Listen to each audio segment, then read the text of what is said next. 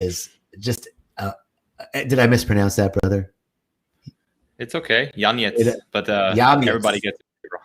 Janiec. I got to say it right, man. It sounds good. Janiec. All right. So here with my brother, people are starting to come in. Welcome to the loving room. We're here together with my good friend and brother, Mischa Janiec. And people are coming into the loving room, into this loving space of conversation and keeping ourselves lifted in high consciousness. That's what it's all about, man. We got to keep ourselves lifted in high consciousness and to be impervious, right? This kind of community, this kind of connection helps us, it's the vaccine to the lower vibrational frequencies of life, right? It's what keeps us inoculated from those lower thought forms of fear, doubt, worry, not enoughness. So our community is our immunity, baby. That's what I'm talking about. So, so welcome, Mischa. Let me just tell you this. Let me tell you a little bit about this amazing being that we get to talk to today. Mischa is a rebel, always has been, both in his previous life, in the symbolic change of society, and now in personal freedom as a lateral thinker and visionary. After a brilliant development that he has already made as a professional athlete and fitness influencer within the last 10 years, he concentrated on his real passion and life's task, which is the support of all those who fully want to find their why. And on the way to the ultimate freedom, they are ready to finally break their chains. Mischa definitely does not see himself as a self-help guru, but has been living exactly what he wants to teach other people for 6 years. He takes 100% responsibility for his life, inspires his fellow human beings, and strives for the highest form of self-realization. Anyone who has followed their path on social media knows that their success as a self-made entrepreneur and location-independent digital nomad, that he was that was not born in their cradle. He was not born into this. He created this, and he is drawing his inspiration and giving inspiration out through his YouTube channel and podcast. So a long introduction for a really amazing being. Mischa, welcome. Thank you so much, man. Thank you so much for being here, and everybody's checking in today. Right now in Tulum, so not that far away from you guys, I think. And Tulum is close. Yeah, it's actually one of the best places to be right now. That's the geolocation independency, right? Like, this makes sense right now more than ever to just keep as little physical belongings. Like, I feel like even more free right now, knowing that I don't have to be anywhere. So that's why right now I feel even better being here. Like, even though it's not a nice form of gratefulness, like, you shouldn't be grateful, more grateful if something else is harder to get, but it just feels like more of a reward even, you know what I mean? Well, the thing is that the beautiful thing about this spiritual work and the work and consciousness that we do is that there's an abundance of all manner, right? And that your good, the good that you're experiencing, doesn't diminish anybody else's good, right? So you can be grateful for the blessings that you're experiencing, being geo-independent, being able to be mobile in this world right now. And it doesn't mean that you're taking anything away from anybody else, you know? Yeah, it's just funny, like, when I used to be here last time, I already really liked it, the warm weather and the community, the tribe here.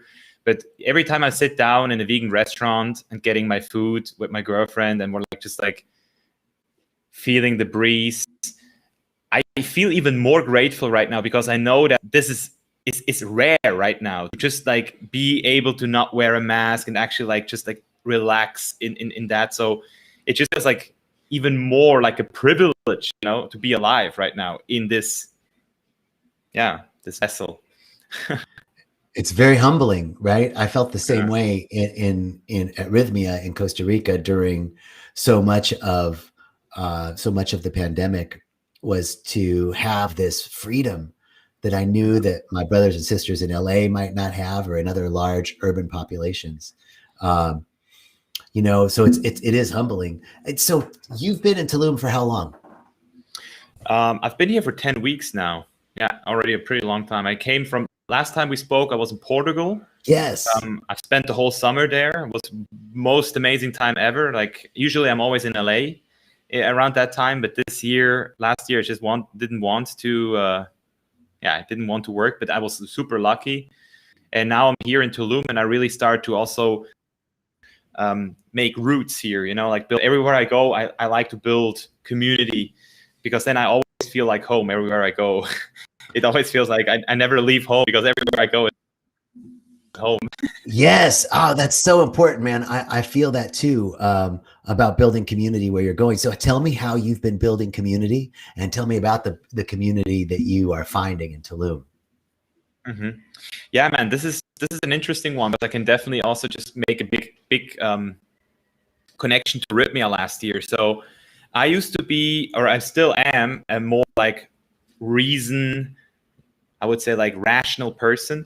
So far it always used to be my dream to have a network all over the world with several people,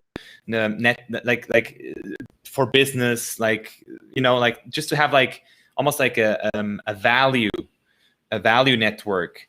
So this is a very rational way of looking at it. But now this year, after Rhythmia and also here in Tulum, I realized, whoa, there is more than just like value. There is actual like connection with people, like on a heart base. So since I'm here, I really start to like work more towards that side, like eye contact, vulnerability, just like realizing that there is more to communication than just like talking, actually like listening. So the things I basically already knew, and I'm doing it really good. When I coach people, it's not a problem. But as soon as my own ego is involved, my own persona, it's really hard for me to just be. And now this time, I feel like it's the first time I actually connected with people on a, like before we even talked about any business or like what we could do, what we could conquer. We were like first like connecting a whole night together, like heart to heart, like hugs, like stuff like this. And now I really feel I want this more with everybody. With my girlfriend, I want to go deeper. I want to go deeper with everybody. So it's still the same way I do it. I'm still a very like extroverted, very like I'm really fast in like making connections. But now I feel like I combine both. I can combine both and really make like a great, just like a great community, a value-based community. Like it doesn't feel like friends who I just have because they're good in programming or they're good in laws or whatever. Like, no, I need to love this person first, and then we can talk about qualifications. It just makes life easier and more beautiful. I was one of the things that I loved about living and working in other countries, especially in Latin countries. 20 years ago, I started working in Mexico. I was in Baja California and Guadalajara. And what I noticed about every business meeting, these were straight up business meetings. I was working for a petroleum company at the time.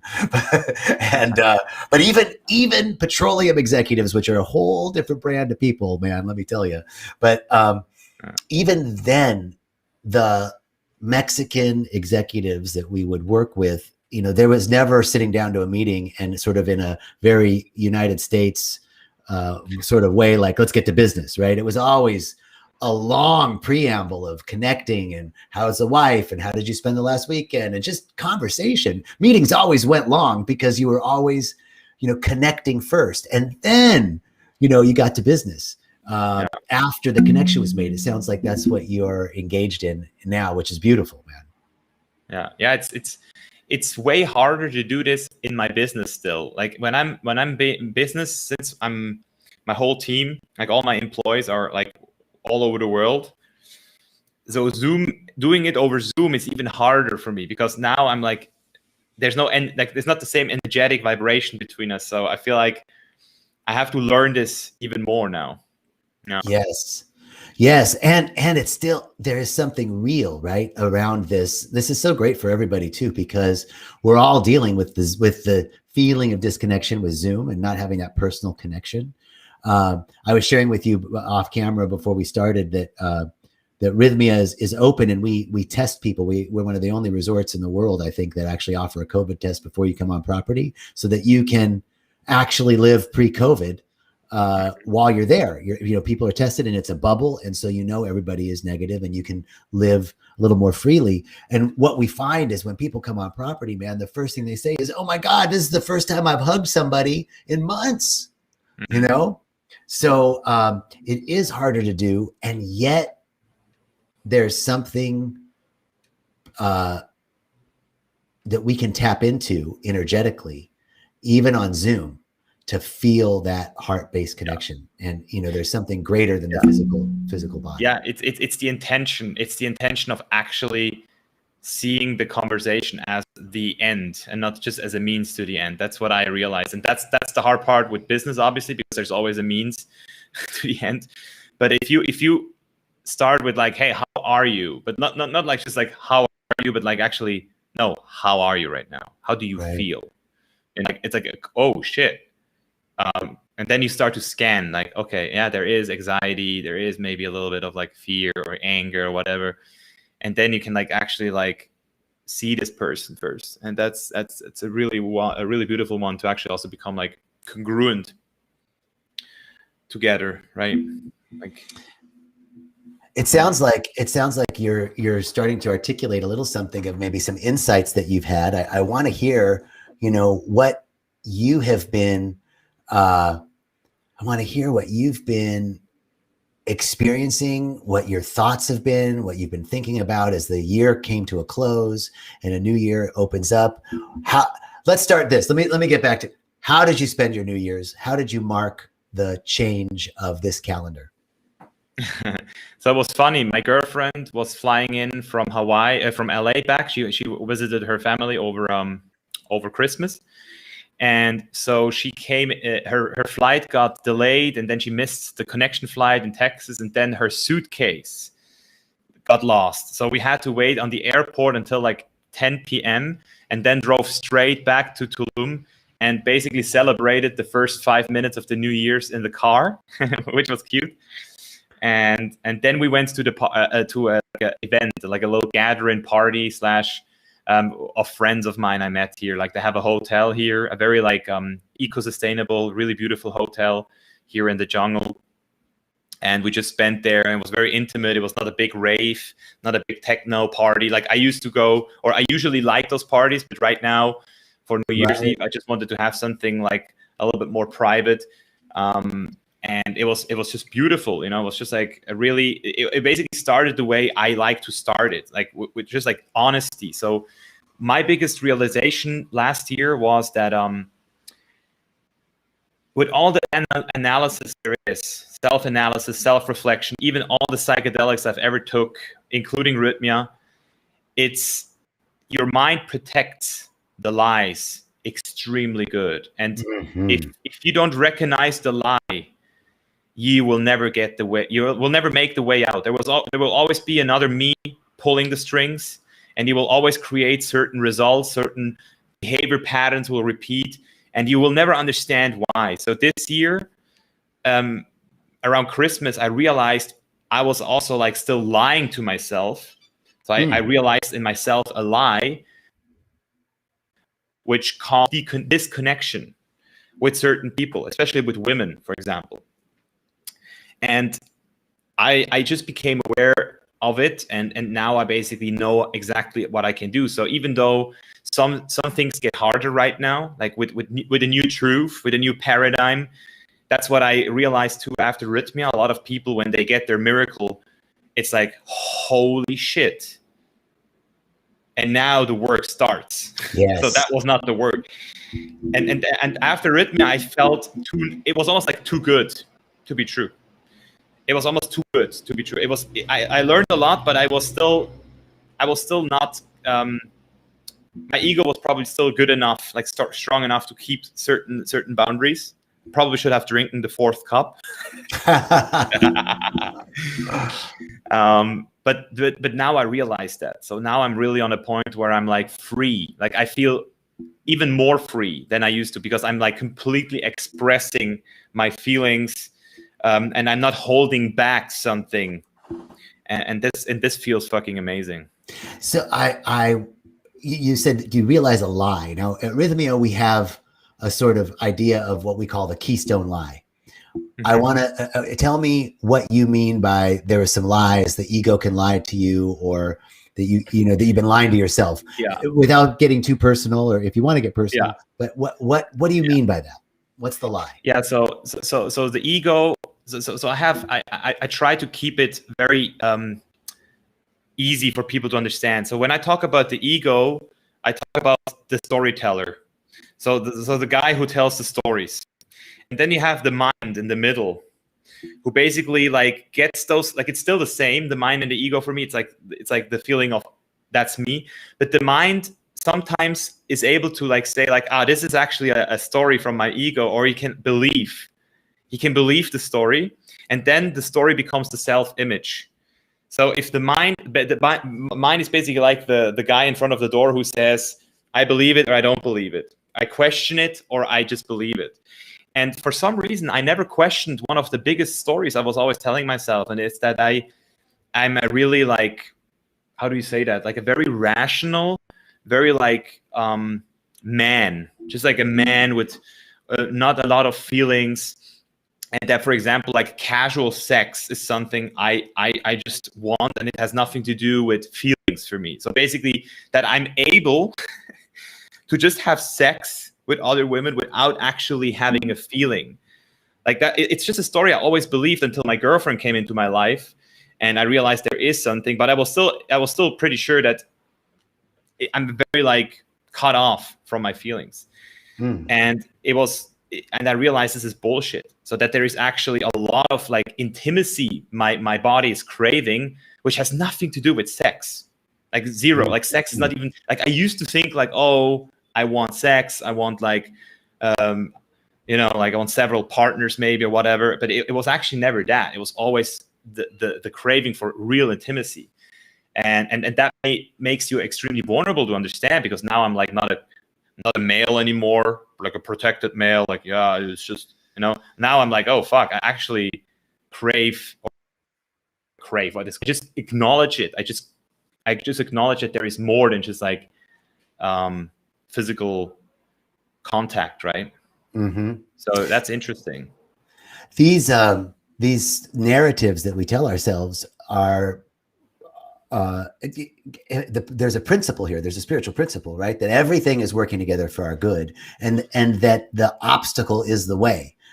Right? There's a great book by Ryan Holiday called "The Obstacle Is the Way," and and I think what that points to is, it's really perfect and by design. Like that feeling that you had protected you, and it worked up to a point until it didn't work, and then you got to break through that protective coating, that egoic structure, and the very breaking through of that egoic structure is the fuel that provided you the energy to break through to the next level, right? So it really is perfect, right? And I love that. I've had a huge realization around that as well. Around for me, what's been up this transition of the calendar is about harmonizing those disparate or seemingly different parts within myself. So there was a part that was like,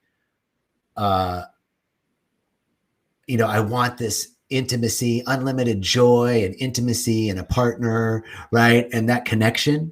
And then, I'm a gay man, in this age of social media, and it's easy to have non, things are sexual, casual sexual encounters. And then there was a narrative around, well, that's bad and this is good, right? Intimacy and joy is good, casual sex is bad, right? And now I'm creating that narrative, and it's really bringing those two together. Not literally bringing them together in the physical world, but bringing them together within myself. That there's not one part of me that isn't worthy of being loved and appreciated, even the part that's sort of the nasty boy, and even the part that's the saint. And it's not about rejecting one and bringing in the other. It's about harmonizing the two. And it's in that harmonization that we actually ascend. Exactly. That's exactly what it is. And the longer you keep the lie alive, the more you detach yourself from the true joy you could have by actually being the person, right? Like, it's like you're so scared of like becoming this person, probably subconsciously, you don't even realize it, because there's people who know you for who you are. And if it's like your loved ones, the people very close to you, you feel like, who am I going to be if I'm going to like let loose of this? And I guess this other person's still going to love me. So this was probably also like a factor which came into play, where I was just like holding on to that lie for a long time.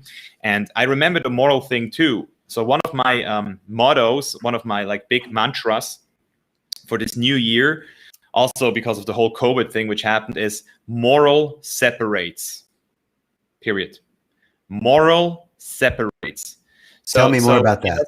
Yeah. Morals not only separate yourself from your higher self, because you basically like morals are mind made. It's like a mind thing.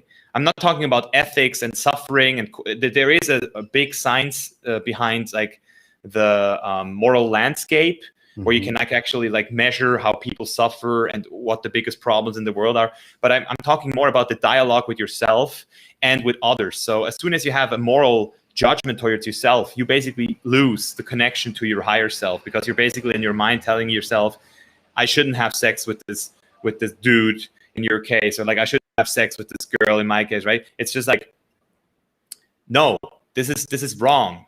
And no, it's not wrong. It is what it is, right? The reality is always right. Like, what is always right. If you're not realizing that what you feel right now is right, if you deny your own feeling of what is right, you're basically creating attachment. You're holding on to a should, a could, a this shouldn't be. And this creates, in my opinion, the biggest suffering. And that's what I always explain my clients in every session. But I never realized it, that even, and that's the thing, it's not a big suffering. I wasn't suffering. I was never really suffering. But in the moment I realized, oh, there is more freedom. So it just feels like more freedom right now.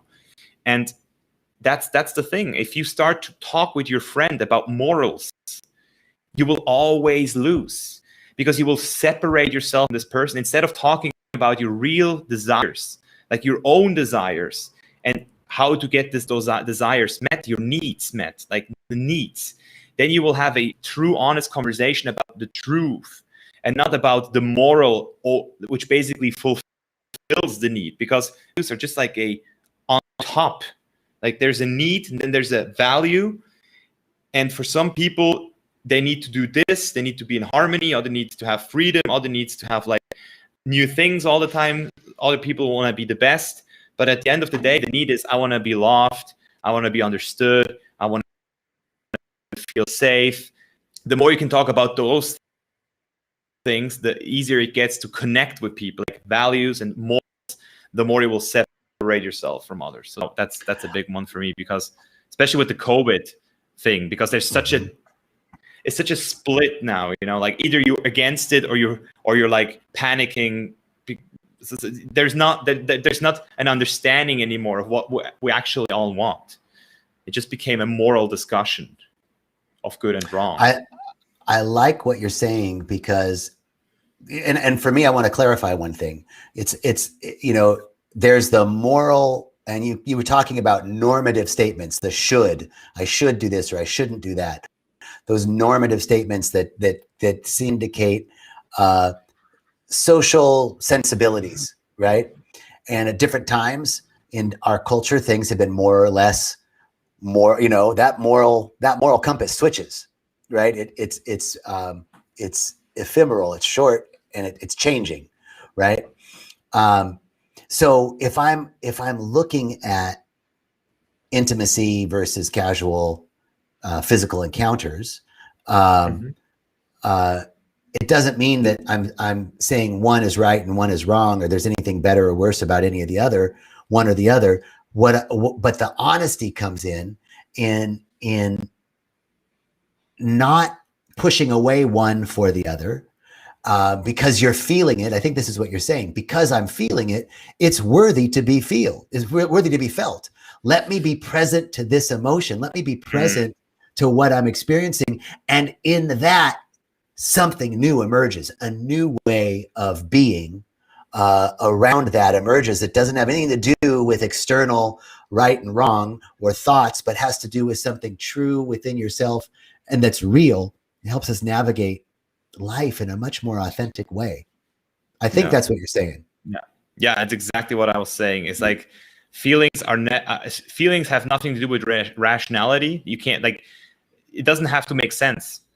Feelings don't have to make sense. They just are. That's the beauty of it. They just are. And the more you can like embrace them instead of like fighting them, the more you will create a free flow of energy, and you will actually always do the right decisions, make the right decisions. And as soon as the ego, the storyteller will come in again, you will be it's very easy to get persuaded again in the story. That's why for me, there's still like, what I want to actually find out for myself is, because I realize how important psychedelics are for my personal journey. I mean, there's other people, they maybe meditate for hours every day, but for my personal, like I have meditation for myself just to be in balance.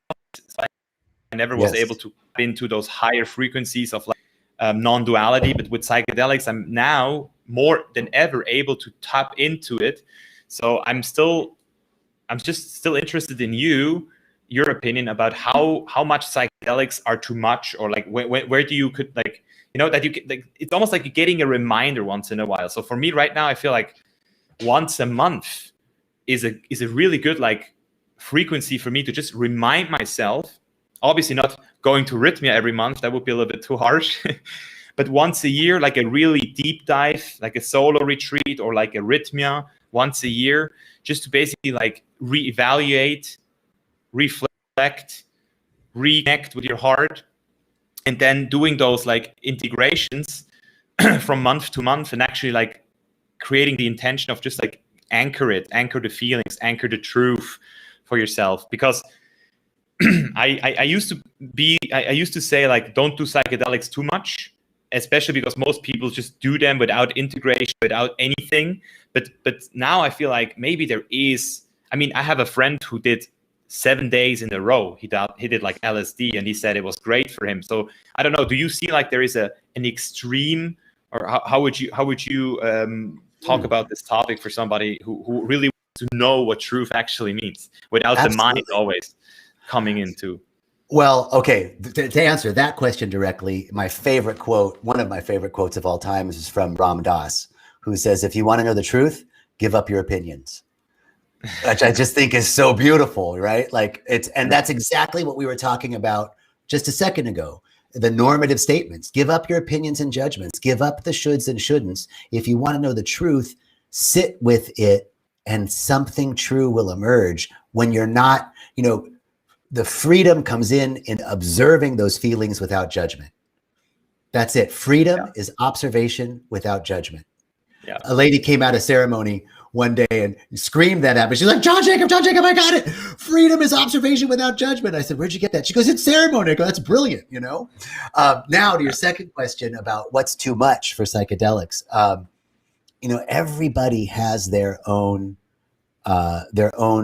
sense of that. For me, it's really when I feel the call. I consider ayahuasca and other plant medicines, other modalities as serious tools in my spiritual gig bag, right? In my spiritual toolkit. And so each person has their sort of, the shamans are on a shamanic path. They're drinking a lot. You're saying, right now, once a month feels great. Listen to that. I think the danger is, I see it not only in psychedelics, but even at my spiritual center at Agape in Beverly Hills, Los Angeles. When we were doing live services on Wednesdays and Sundays, and people would come to the center for a live service, and you walk into that space, and there's great music and a great message, and you leave feeling great, like it uplifts you. And then if you don't do the work during the week, you just gotta. It's like you keep coming back for a hit. Like, I just got to feel better. Let me feel better. I want to feel that. And you're not doing the work in between. Same thing with your ayahuasca ceremonies. So many people get the hit. They want to feel great. They want to take the elevator right up, but then they're not doing the integration work, which is at least 50% of it. At least, at At very least, the very least, I had a beautiful image in meditation about ceremony. And, I had done ceremonies, so many ceremonies over the years. I might, every 1 to 2 months, I probably do a ceremony, and in meditation one day, I got this image of all of the ceremonies that I had done. They were like riverheads, like the headwaters of rivers, right? Like where the river emerges, and they were all flowing into one, right? Like all of these, and each one of those was an intention. Each intention that I set with each ceremony, and so the intentions were like rivers, all converging into one and flowing over me. And it was a beautiful image that the intentions that we set are still working. Mm-hmm. And we have to become more aware of that subtle energy, And I think that's what you're talking about. I mean, that's all about, like, that's what I'm always talking about with my clients, about the both sides of the brain. Like, the intention comes from your mind. And if you're not aware of your intention, you will always create a result you don't really want. Like, I have so many people who live in a result they never wanted, they thought, but then when working with me at some point, they realize, oh shit, I did this on an intention. Like, for example, if you have the intention of being right, that's the most dangerous one I've ever encountered. If your deepest intention is, I want to be right, holy shit, you will make your life miserable, because you will always be right. Especially if you are a pessimistic person with this intention of being right, you will create the worst situations because you will always be right.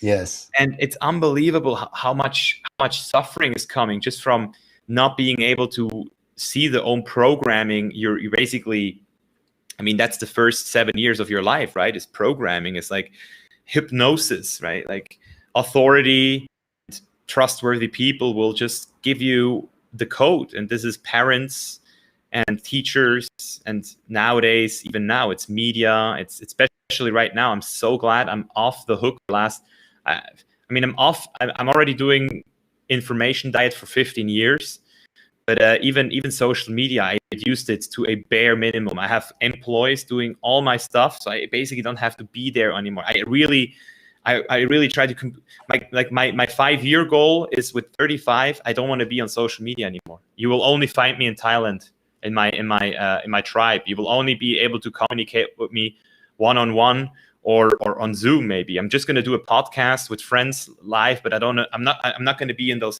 social media things anymore, because I realize now that this is rational. And the rational era, I feel like that's a statement I really realize is true. Last year was almost like the proof that the rational world is coming to is limit. That's the limit of our rationale right now. Like lockdowns, keeping people at home, creating weird rules which don't make sense. Like, this is where we are right now. We can't be more rational than we are right now. And I feel like there now has to be a discussion at some point about, like, what does feel right? Like, what actually feels right in this moment? Like, that it's not, we're not bringing it down to just like rules and basically like computer models and stuff, because it won't get us back together. It will, maybe we will survive the COVID a little bit. I don't know. Maybe there's going to be more survivors, but there's going to be more down the hill we don't even realize, like deep level conditioning. Just like also the fact that so many people right now are like, jobless and poverty, and it's so harsh to just like realize that we're right now in the beginning of a new era, and therefore I feel like all the people I know, I just want to make sure that we're not moralizing, we're not creating like our opinions on the outside, actually like coming from the heart, like coming from what feels true to us. Because in certain moments there is science which can actually help us. Like there is laws, there is mathematics, there is physical laws, there's a lot of things we can actually do with the rationale. But especially in times like this where rationale is just not working because we are not rational beings, so we're basically fighting against ourselves. I feel that's how it feels right now. We're creating tension and separation, which is far more dangerous than any virus ever will be, probably. Well, I definitely agree with that. Tension and separation can be far more dangerous than any virus. I think it's very interesting. I want to make sure I understand what you're saying. So, well, first of all, the idea of we're at the height of rationality. I mean, I think what you're referring to is the sort of scientific, rational way of approaching the virus. But I see in politics and government the height of irrationality, the height of being divorced from any sense of reality, fact-based reality. Now, you're also referring to what was recalled to me was Einstein's statement that the rational mind is a faithful servant and the heart is an intuitive gift. And we've created a society that's put the servant in charge of the gift. And we need to right that relationship, right? So you're saying what feels true and right to me, what feels good, let me be in tune with what feels true and good, right? With the true and good desires of my heart, but make sure that then the rational mind is serving that, right? Yeah. Instead of the mind controlling the intuitive gift. Exactly. I really mean that, like as a truth seeker myself, somebody who really seeks to always know the truth, I realized last year that it's not possible. It's not possible anymore to find the truth outside. There's no numbers, there's no studies right now who can actually prove anything. I mean, I already gave up on that 5 years ago when I tried to prove people that a vegan diet is healthier. I realized that there is always going to be enough data you can reproduce, which gives you another opinion. So that I ended this game already, but I also ended it as a whole, because if you're in Mexico right now and you see how people are here, and then you read a news article or a newspaper over the place where you're living right now, and that you see what Americans are talking about the place here, and you just see how it couldn't be the more opposite. So there is I mean, you said the politicians are just completely disconnected from their intuition because they're so much in fear. Like the politicians are basically just doing everything they can to not be the idiot who did something different. So they all do the same. So nobody has to be responsible for fucking up. So that's why I mean, I have a lot of empathy for those people because they are scared. They are completely not in their higher self. And that's what I mean with they try to be rational, but they're obviously not. And they're also irrational based on fear instead of based on like values and like the actual truth. And that's why I mean, if you really want to like look what we have right now, we have politics, we have science, and we have the media. Those are the three biggest authorities in the world, and they all made the anchor. They all brought the anchor so far away that even if right now there would be an easier solution, even if there is proof that this could get different, it's not possible anymore. It's too late. It's not that they want to. Like, I don't believe in any conspiracy. I don't believe in any of that stuff. I just understand how human minds work. And if you set the anchor far enough, you can't just row back, because then you really lose the people. Right now, you lost 50% of the people, I would say. It's like a 50-50, maybe 60-40. But if you now say, you know what, guys, we actually realized we're no lockdowns anymore, but we're going to go back to normal, and you can't. You can't, because it's too far off. You lose the trust in people who believed in you. So science, the media, and politicians are all in a really like it's a sketchy place right now. Like how do you come back to normal right now without losing the trust? There's this. For me, I go back to spiritual principle, and I even think of a biblical statement that says, be in the world but not of it. And so there's some real things going on in the world, right? There's some real stuff we have to deal with. We can't just be on a mountaintop meditating or doing plant medicine all the time, right? We have to be in the world, but not of it. And so, there's this world of even science. Science itself is predicated on change, right? It's predicated on hypothesis and disproving that hypothesis and coming up with another one, right? So this is the world of change, the world of effects, right? It may seem permanent, but those mountains, as old as whatever mountains you're around, whatever, seems permanent, is changing. But there is something that isn't changing and isn't stagnant. And I go back to science. I look at the first law of thermodynamics. Energy is neither created nor destroyed, but transferred or conveyed into various forms. So there's an energy that's neither created nor destroyed. There's something eternal that had no beginning and no end, that was always there, this energy, this mystery and majesty of life. And it's expressing in duality.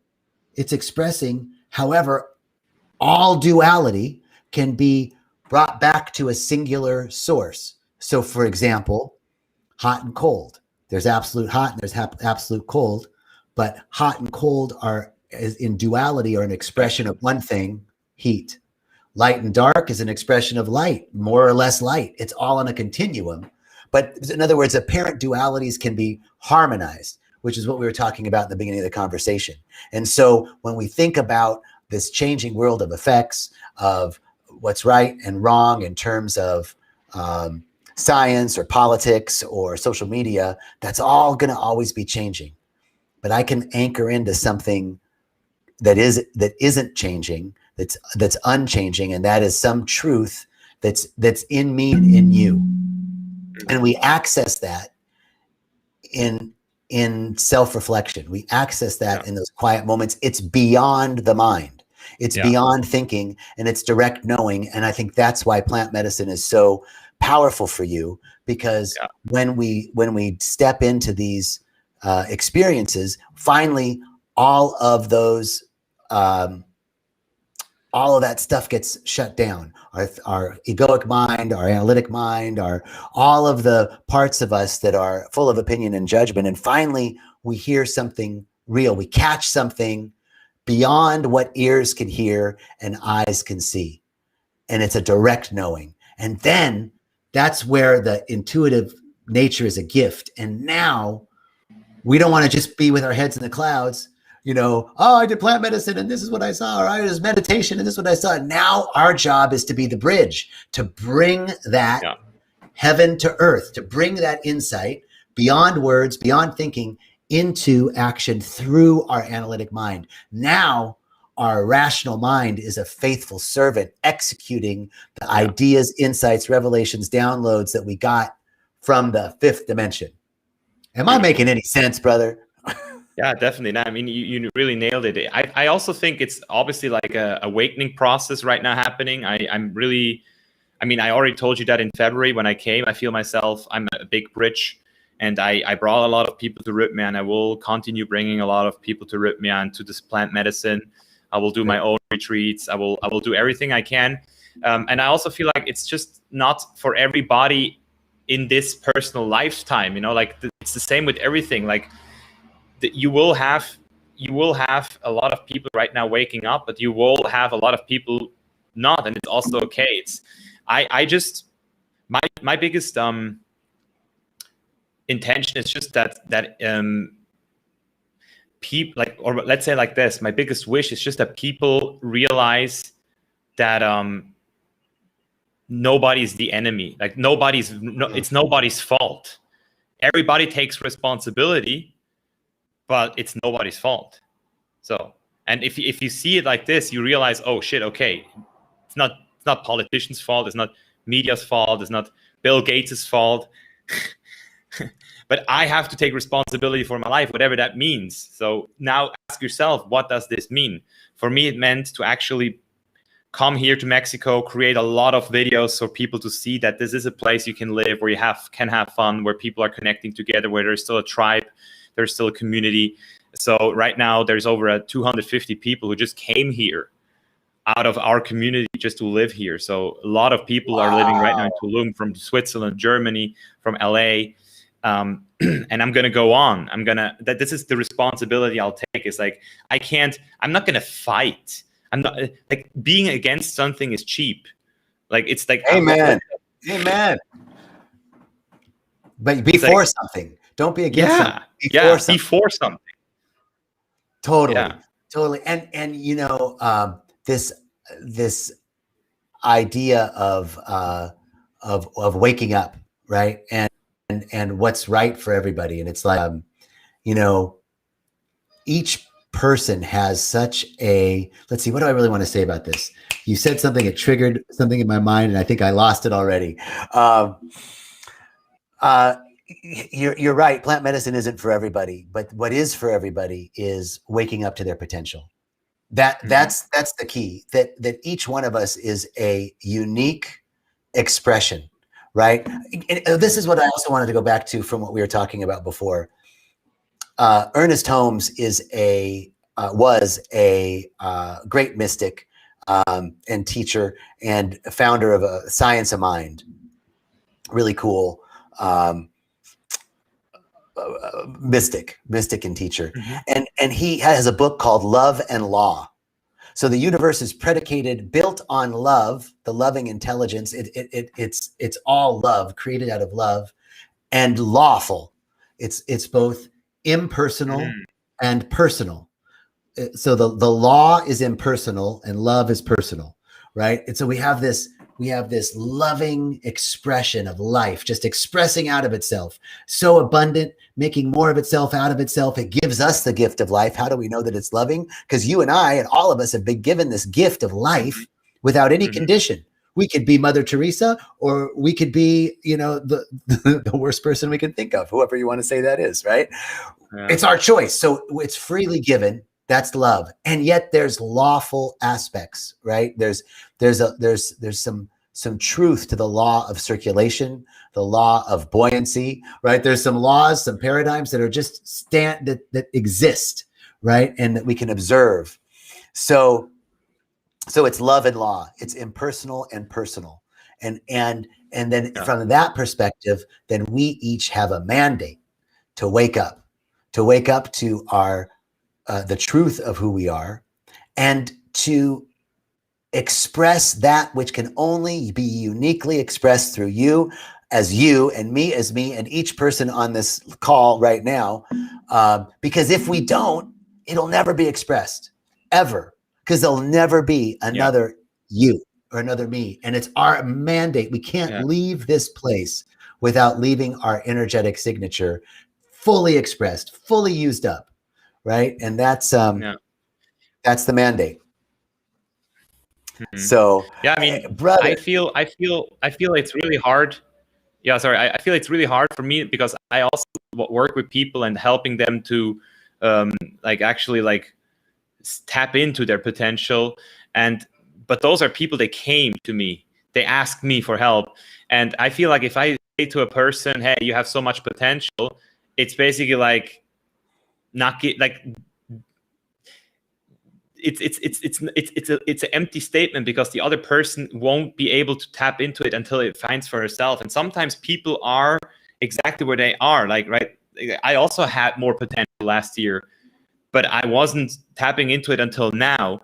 And in 5 years, I will also see a lot of things different. So I feel like, for me, the most profound truth I came to through a big, very, very strong psychedelic journey in October with 5-MeO DMT. I don't know if you're aware of the compound, like the Bufo. I think it was like a 5-MeO DMT. The guy broke me, basically. Like he made sure this time I won't just walk away the easy way. And I realized, like, there is nothing wrong with reality. Like, it is, and everything else is mind. So Amen. So I am there, man. I'm there now.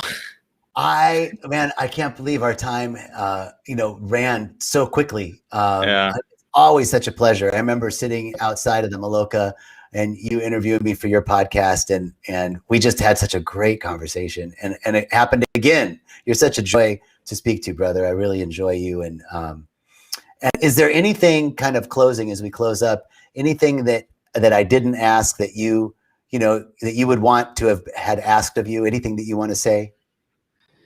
Yeah, I was contemplating a lot about the meaning of life for myself the past couple of weeks, because I'm turning 30 now, and I always have my purpose. I feel I'm on purpose, but sometimes people ask me, Mischa, what is the meaning of life for you?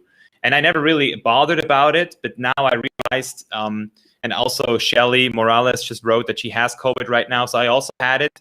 When I came here, got it. It was like 3 nights where I wasn't able to sleep really good, and I felt a little bit weak. And I realized, for me, what I really feel is the purpose of life is just like live the life with all the ups and all the downs. Like, take life balls and just fucking live. Feel alive every day.